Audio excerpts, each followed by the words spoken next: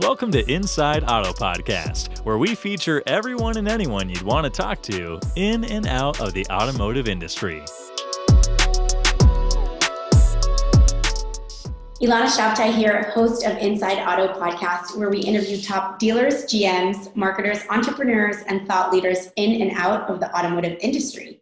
And before we introduce today's guest, this episode is sponsored by AutoLeadster.com. The AutoLeadster platform is built on a technology so powerful it allows you to market, sell, and service cars as you would in the real world at scale and online, making one-to-one matches between shoppers and inventory. AutoLeadster is the only platform that is powered by scale, speed, and specificity to change the way dealers do marketing today. So today we have a very special guest, Justin Harmon. Justin, welcome. How are you doing today? I'm very well, thank you. We are excited. So before we jump into all the amazing content that you're going to bring to us, let me give you a quick intro here, and your bio is pretty impressive. So I'll try and keep it short, but to the point. Justin is the marketing director for the Eide Automotive group based in Bismarck, North Dakota. He oversees the marketing of 4 stores and works with multiple vendors, holding them very much accountable for top performance, which we'll talk about. One of Justin's specialties is using video for monthly offers, community participation, and showing off the dealership culture. We'll also discuss that. Justin, born and raised in North Dakota, also enjoys the outdoors, so he trains for long-distance endurance sports, including Ironman triathlons, which is insane. And he also works part-time as a spin instructor, so that's awesome. I'm a fellow spinner, so we need to talk about that towards the end of the podcast as well. Absolutely. Yes. And lastly, Justin is here today to tell us that if you train yourself today, it will lead to greater success tomorrow. Those are his words. We'll talk about that as well. Justin, so thank you so much for your time. Yes, thank you for having me. Between marketing, 4 stores, spinning, triathlons, Ironman, thank you. Yeah, easy to fit you in, so no problem. Awesome. Well, there's so much we want to unpack, but before we even get into some of the digital stuff that I want to talk about, and specifically the marketing stuff that you're doing at the dealerships, how did you get into auto? Tell us a little bit about your personal story. So it's actually kind of funny. So before I started working for Eide, I had a marketing company, and so I had a business partner, and we were, specializing in digital marketing primarily, and doing some video content marketing as well. And I started talking to Jesse Peterson, our dealer principal at Eide, about offering our services to the Eide Ford and Eide Chrysler at the time. And as time progressed, he gracefully declined our services. One meeting I had with him, he just said this comment, and he said, I just wish I could hire someone to do this marketing stuff for me. And that comment just sunk in my head, just like concrete. I just couldn't stop thinking about it. And then I just started to think, it seemed like a really good company. What if I decided to work for them or work with them? And I was kind of at that crossroads for myself professionally of whether I wanted to continue on with the marketing company or just sell my shares of the company and move on and do something else. And so I spent some time just doing some soul searching, talked to my old business partner, and I just said to him, I think it's time for me to move on. And then so we worked out my buyout agreements, and then no longer an entrepreneur and business person, and so just basically looking for a job. So I typed up my resume and all that sort of stuff, and I just popped into Eide Chrysler where Jesse was at, and I was lucky enough he's such a busy man, and I was lucky enough to just catch him on the main floor, and I just asked him, Jesse, could I have a few minutes of your time? And he said, yeah, sure, what's up? And I just explained to him that I'm in the process of selling out of my shares of my old marketing company, and I reminded him of his comments a couple of weeks prior that he was looking to hire someone to do all this marketing stuff for him. And I just asked him, I'd like the opportunity to come work with you as your marketing manager. And so we spoke in his office a few minutes later, gave him my resume, and then had an interview. And during the interview, it was with him and Lamont. He was one of the other dealer principals. And during my interview, I actually produced a short video, kind of showing off my capabilities and all this sort of stuff. I love that. So I had my laptop prepped and all this, and, just did that. And I just wanted to it's kind of hard to explain what you can do, but if you can actually show it on screen and on camera, that just kind of makes it more real. And I noticed Jesse, he just had this big smile on his face, and because I think he knew right away that there was something there. And so he called me a few days later and offered me a position, and it's been to the races ever since, Wow. and probably the most interesting thing about the position was what I initially thought I would be doing day one as the marketing director to what I'm doing now is completely just out the window. The position's grown and evolved and changed to something much more technical and much more elaborate, much more detailed than I ever possibly could imagine. And it's been a really fun, engaging and wonderful journey. And I feel very fortunate to be working for such a great company. That's awesome. I love that story because also that shows, first of all, remember what people say, because if you hadn't remembered that and you hadn't used that, you would have just maybe not even paid attention. And it's interesting. I just got off topic a bit, but I just got, I got a sales email from a software company that's trying to sell to AutoLeadStar. And we did a demo with them a year ago. And in the email where they said, let's revisit this, they took a line from the demo and said, your words, not mine. And it was like our biggest pain point at the time. And it was so powerful. So I kind of feel like that goes along the same lines of like, just you being really creative in your outreach and making sure that you're also paying attention and listening. So that's wonderful. Absolutely. One of the things that I did several years ago was I was part of a Toastmasters group. And so what that is, it's a local group that meets on a weekly basis, and you're assigned a certain number of speeches. And each speech has a certain criteria and profile that you have to fulfill. The first speech is just talking about yourself for 2 to 3 minutes. So anyone can pretty much talk about themselves, but as each speech progresses, they become more elaborate and more difficult. But one thing I learned was, it does enhance your public speaking skills or presentation skills, but one of the most important things I think is it teaches you to be a better listener, because while you're not speaking, you're listening to the other Toastmasters, and you have to evaluate their speeches. You have to count their ums and ahs. If they mispronounce something, you have to make notes of that. So it makes you very, very attentive as a listener. And I think that's one thing that's kind of missing sort of in the business community is, while you're trying to explain something, people will suddenly interrupt you with what they think is the answer, but you're not finishing what you're explaining or what you're trying to say what the problem is. And that's one thing I've noticed with, some professionals in the business community. If I'm trying to explain what the problem is, they'll interrupt me with an answer. And sometimes it is the right answer, but sometimes it's not, and they go completely off track. Yeah, that's such a good point. I was actually just talking about this in, I don't know if you're familiar with Clubhouse.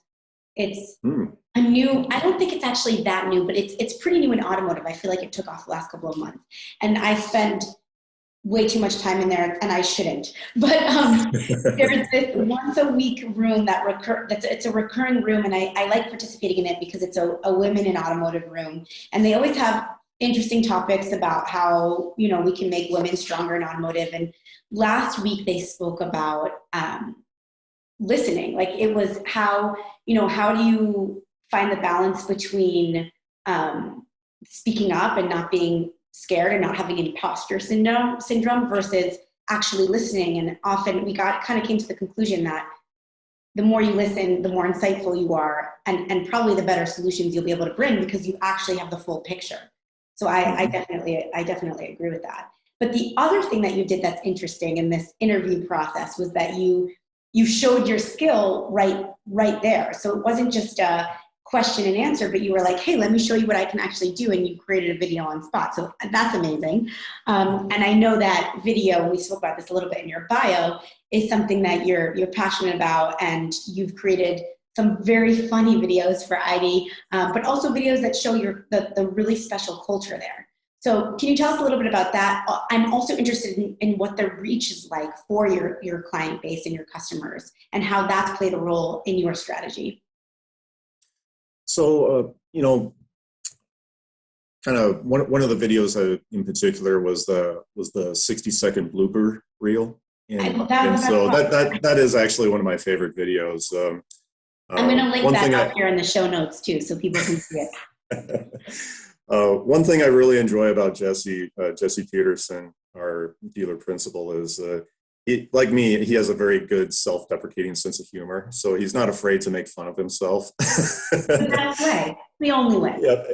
And I really try not to take myself too seriously. I like making jokes about myself and whatnot.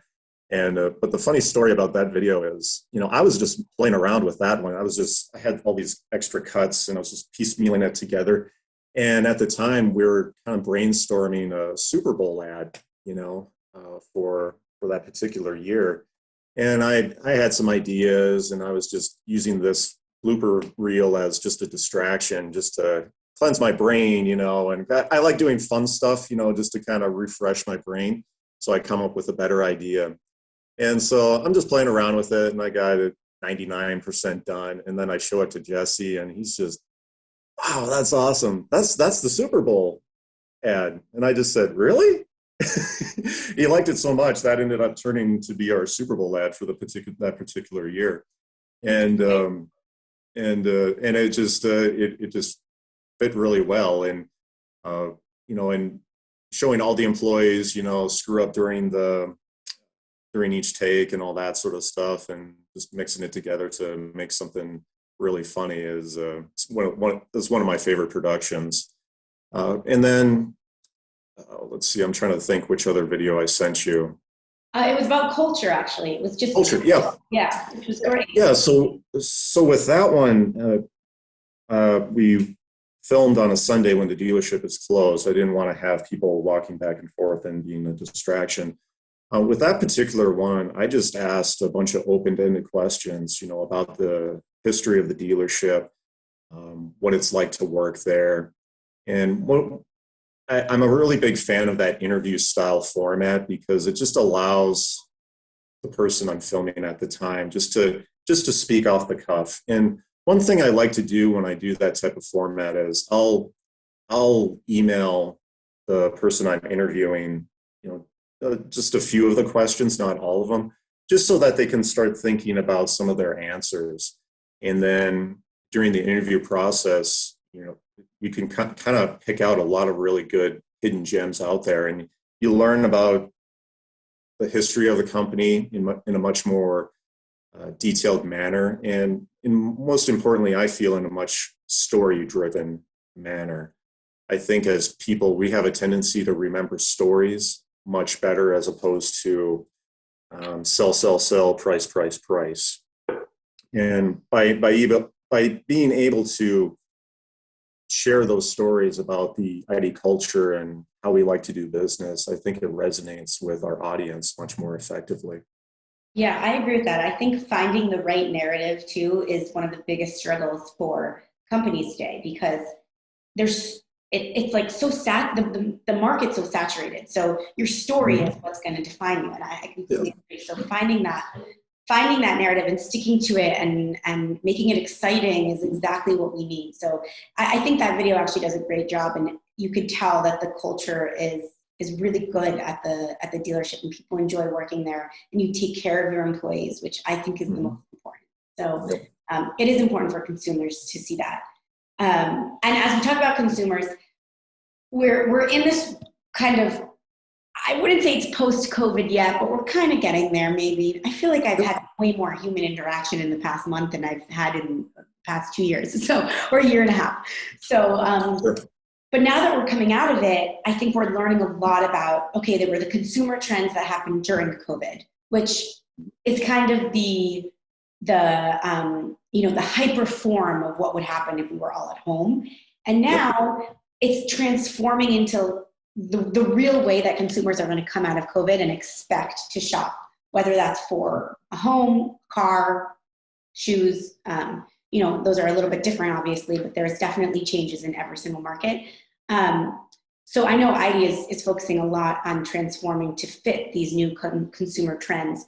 Can you share with us a little bit about what you've been doing and what's been helpful? And then also even what the consumer trends are in North Dakota, because I know every market and within the United States is, of course, different. Sure. Last year when COVID was kicking into gear, we worked very diligently about trying to make the shopping process for a vehicle as streamlined as possible. And we do that very, very well if the customer shows up to the store. But during COVID, there was a lot of hesitancy for our customers to show up at the store.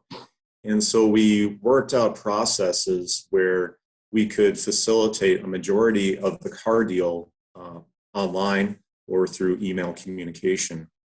And it forced us to evolve a lot faster than what we initially planned, because we knew this day was coming where we would have to harness the power of online retail tools and more online forums, and doing as much as we possibly can through the digital landscape to facilitate that car deal. And with what was going on last year, that just put the gas down on that and forced us as managers and as an organization to do those things much more quickly. And we were able to do that. And I think the other thing that we learned is to not underestimate the intelligence of the customer. When a customer is shopping for a vehicle, they pretty much know what it is they're looking for. Searching on your smartphone or just going on your computer, you can find anything that you want out there. And as shoppers, whether we're shopping on Amazon or any automotive website, we have a pretty strong idea of what it is we're looking for at that particular time. And so when we're asking our customers to fill out a credit application or go through the buying process with a digital retailing tool, they understand that and they're willing to do that. They're willing to go through that work. And then it's just a matter of, completing those remaining steps to facilitate that car deal. And the response has been very, very positive for our customers. We have had several customers where they've done pretty much the entire car deal online. And then it's just a matter of just taking that vehicle that they're shopping for a test drive, just to make sure it's exactly what it is that they want. And then, they complete the paperwork and then they're out the door. And the trend is people will want that. I remember when I was a kid being at the car dealership with my parents for hours and hours. And I just remember, God, this is so boring. Yeah. Just sitting there, just waiting, can we go? Can we go? It's not like that anymore. People's time is valuable. We need to get these things done in a timely fashion. And that's one thing that we really strive to. Our motto, our tagline is time saving, hassle-free, fair price. We really genuinely want to save people's time during the car buying process because everybody's busy, and not too many people will want to spend several hours at the car dealership. I know I'm not one of them. I work at one. No, me neither. But do you feel like the digital retail platform, at least of that part of the technology that you're investing in, do you feel like it's there to help consumers feel good about coming in with less time at the deal, knowing that it will be less time at the dealership? Or do you feel like it's, okay, consumers are interested in this because they actually want end-to-end, transaction for car buying? I think it's both. I think customers, there's certain customers that just want to complete the entire process online. And then you have certain customers where they just want to complete part of the process online, and then they want to finalize everything at the store. It's kind of a mixed bag. If I had to say, I would say the younger car buyer is more inclined to complete the entire process online.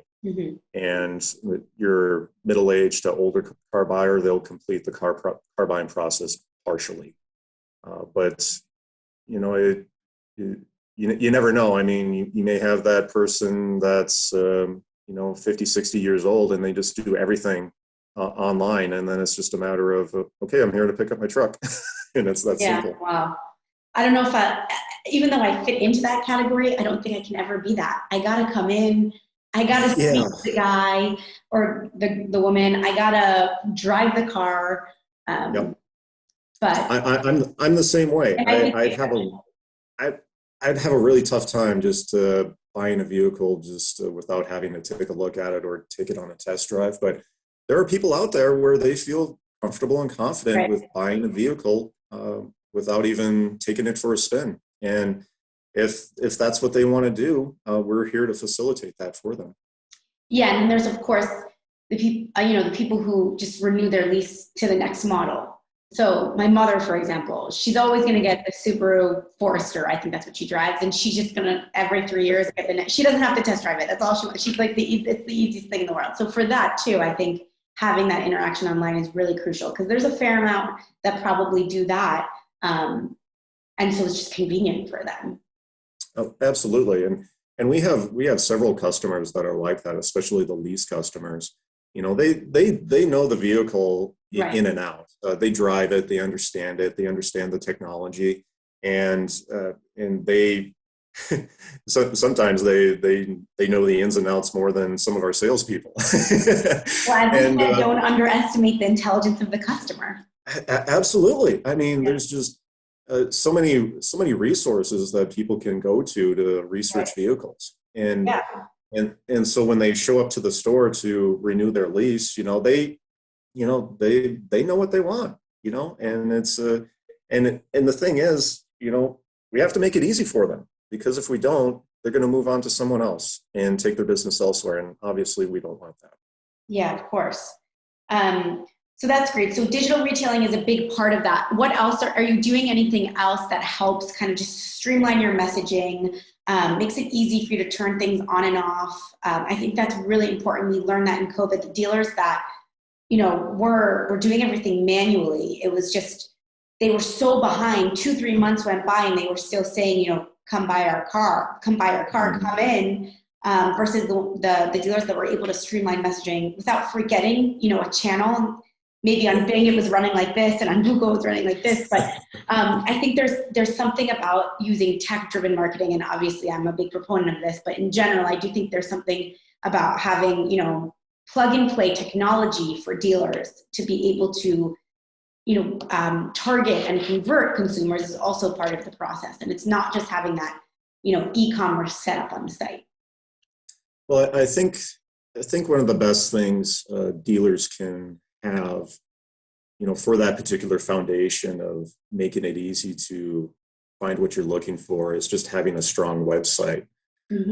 So all of our Eide stores, we work with a third-party website vendor, and we spend a lot of time with the aesthetics of our website, making sure it's easy to navigate, find what you're looking for, because most car buyers, they know what it is they're looking for. If a customer is looking for a Ford F-150, they know whether it's new or used. They have in their minds what it is that they want. And so that whole customer path to looking for what you want and finding it, and then submitting that lead form. It's just that customer flow to make things as easy as possible. And then in terms of automation, with what Auto Lead Star can do, here's a good plug for your company, is it really does dial in some of the targeting, whether it's geographically or certain profile that we're targeting, whether it's SUV or truck customers. It does seem, the AI seems to be very, very intelligent and strong. And so we started working with Auto Lead Star at the beginning of 2021 here. And before that, we worked with another paid search provider, and they were getting results for us, but I always felt like there was just something better. And then our dealer principal, Jesse Peterson, mentioned Auto Lead Star to me from another dealer in his 20 group. And so researched the company, had a few calls with you guys, and like I said before we went live, whenever I work with a new vendor, I always get nervous because you never know what you're going to get sometimes. And January, when January started, 2021, I could just see the results mid-month, and I was just very, very impressed with the platform just from that short 15-day window looking at the data. And that's one thing that we do as a company is we really look at the data, see the amount of leads that are coming in from all of our marketing vendors, what type of lead form, conversion rates, sales rates. We're a very data-driven company because we want to learn, and we want to see how our marketing dollars are being spent and how effective those marketing dollars are. And so when I am seeing these results, fast forward to today, it's just been very, very impressive with what the platform can do. And one thing Guy mentioned was, as the system learns, it's going to become more and more effective, and it surely has. And it's worked very, very well for our stores, and I'm excited to see what else is in store for the future. That's great. Yeah, I think Auto Lead Star or not, and I love that we have a plug here for Auto Lead Star, but automation and tech-driven marketing, I know the industry is going to go in that direction, and so I do think it's important for dealers to consider that because the AI can just work at much better speed than a human, and you have that competitive edge once you invest in something like that. This has been an amazing conversation. Before we sign off, I do want to talk a little bit about your athletic side because we have quite the athlete here on the Inside Auto podcast today. Tell us a little bit about how you got into training. Specifically, I'd love to know about the Ironman and triathlons. I am an avid spinner, so I'm always open to talking about spinning as well, but I know a lot less about training for Ironman. So tell us a little bit about that and how you keep yourself active, and then we can make sure that our listeners tune in and subscribe before we sign off. Sure. So how I got into triathlon, my wife is actually a triathlete, and she did triathlon when we were dating, and at the time I was just lifting weights and occasionally running, and I just thought, you're going to do that on Saturday? Really? That would be my reaction. Yeah, it doesn't sound like fun. And then, years passed by, and then I just started doing more cardio and all that sort of stuff. My wife got me into spin class, and then I had just sick twist of fate. I met my triathlon coach, a gentleman by the name of Arnie Strebe, at one of our local bike shops, and he's my wife and I's triathlon coach, and so he kind of took me under his wing to help train me for my very first triathlon, which was the Bismarck Triathlon, which is just a really fun local race. It was a 500-meter swim, a 20-mile bike ride, and a 6-mile run, something like that. And I see your eyes light up. Yeah. So it was a short, fun race, and so I just got bit by the bug after that first race. I just had such a great time, and the triathlon community in Bismarck, Mandan here is very, very strong. We have just some amazing local inspiring athletes that are super supportive. And the thing I really enjoy about triathlon is if it's a Saturday morning and you have to do a 5-hour bicycle ride, you have to have a positive attitude about it. You have to be, let's do it. Let's get going. There's very little room for negativity or a bad attitude, when you do these types of endurance sports. And so the people that you're around are always very upbeat, very positive. And then that first year, I got my first race under my belt.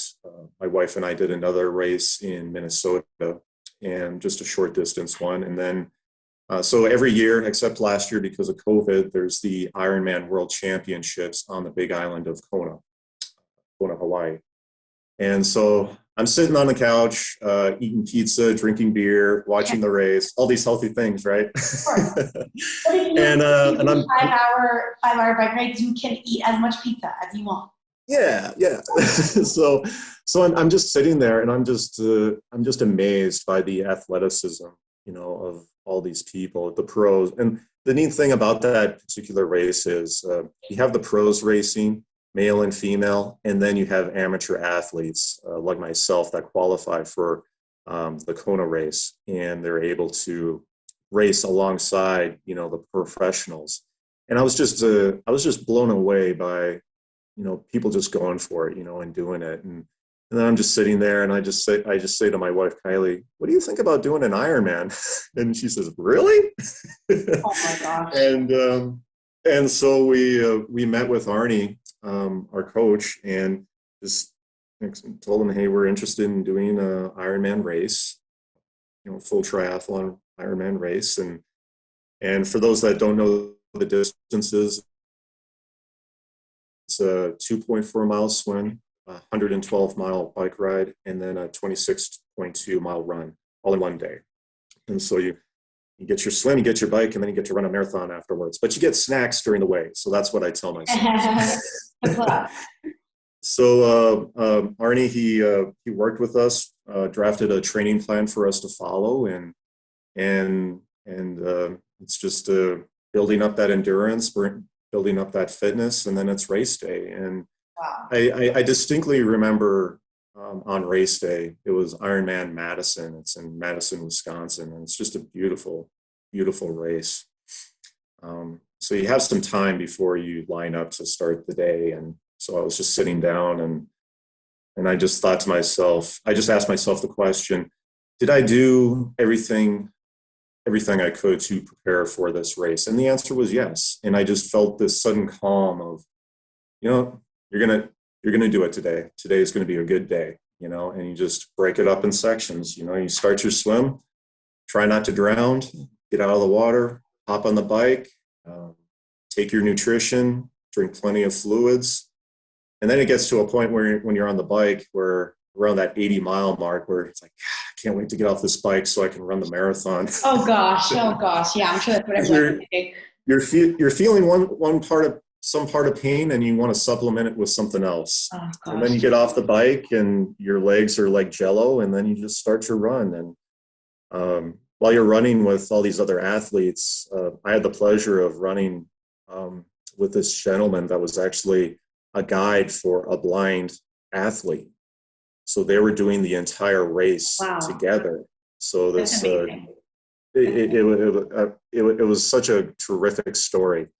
And as I was running with them, the guy asked me, the blind gentleman asked me, hey, did you pass another blind guy? And I said, yeah. And then the blind athlete said, good, we're beating them. Love that.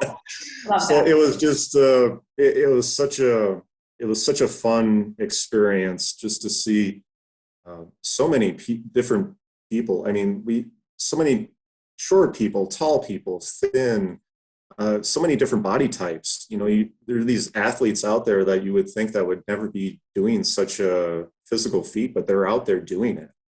And a lot of them are doing it just really well too. And I just feel very fortunate and blessed to be able to experience something like that, because it really, truly is life-changing. And I think a really great way to end this podcast is what you said about, did I do everything I could to prepare for this? And that's such a good life lesson, because I feel like often we're so hard on ourselves, or we prepare and it doesn't go exactly as planned. At the end of the day, if you put in your all and you have that positive attitude, that helps you push forward. So I appreciate that, and I'll take that with me for the rest of the day. Thank you so much. Thank you for joining us today. I really appreciate your time and your content. It's awesome getting to know you from an auto perspective, from an athlete perspective. It's just amazing what you're able to accomplish. So thanks for joining us today. And for our listeners, if you liked this episode, please tune in Inside Auto Podcast, InsideAutoPodcast.com. Thank you so much for joining us today, Justin. Thank you. Have a great day. You too. Thanks for listening to Inside Auto Podcast. Check out our other episodes with top entrepreneurs and industry leaders.